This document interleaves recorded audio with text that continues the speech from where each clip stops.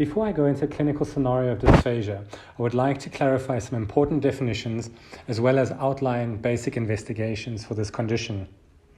Dysphagia means a difficulty in swallowing liquids or solids, and the pathology can be at any level from the mouth to the stomach. It is usually called a symptom of an underlying pathology.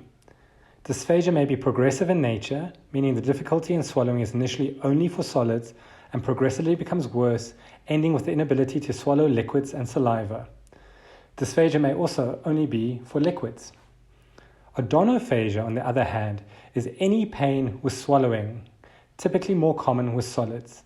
A patient may have dysphagia without odonophagia, and a patient may have odonophagia without dysphagia. Another common term is globus, which is an abnormal sensation of a lump in the throat. Basic investigations, we usually always start with a barium swallow, which is done to define the anatomy and may often give an idea as to the cause of the dysphagia. Endoscopy, which is a gastroduodenoscopy, which allows direct visualization of the esophageal mucosa and often the cause of esophageal symptoms. It may be diagnostic for allowing us to do a biopsy, and in some cases can be therapeutic, for example in achalasia, where it enables us to dilate a stricture or inject botulinum toxin. Pressure manometry and pH studies allow for the diagnosis of functional disorders by measuring resting and active pressures in the esophagus, as well as the measurement of pH in the esophagus and comparing it to the stomach in order to diagnose reflux disorders. Complications of dysphagia that we must always be on the lookout for include aspiration, which results in aspiration pneumonia, dehydration, and loss of weight. So let's look for a clinical example. A patient that is referred to the SOPD complaining of dysphagia requires a detailed history to determine the type of dysphagia, whether or not there are any other symptoms and risk factors for pathology.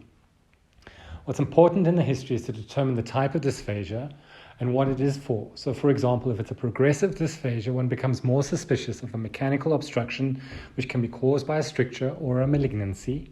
Or if it's dysphagia for liquids initially, that would indicate more likely a functional disorder such as achalasia. And then other symptoms go with, for example, loss of weight or halitosis, etc.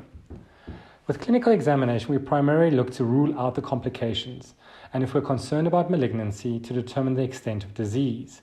So, for example, we would examine the lungs, looking for signs of infection such as an aspiration pneumonia. If there was an effusion, we would more be concerned about lung metastases, and if there was hepatomegaly, we'd be concerned about hepatic metastases.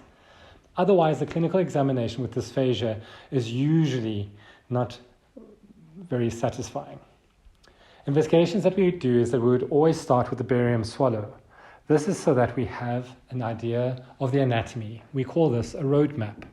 It gives us an idea of what the underlying pathology is, and also for the gastroscopy which will follow, it gives us information about the blind spot, which is the upper pharynx. If there was pathology there, when we put the gastroscope into the patient's mouth, there's a very high risk of perforation if one does not know that the pathology is there, and just makes us more cautious in that area. So the barium swallow is followed by endoscopy.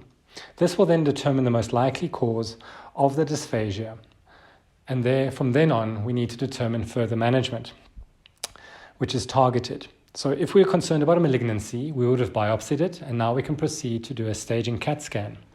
If we felt that this was an achalasia, we could have then treated the achalasia with dilatation and botulinum toxin injections.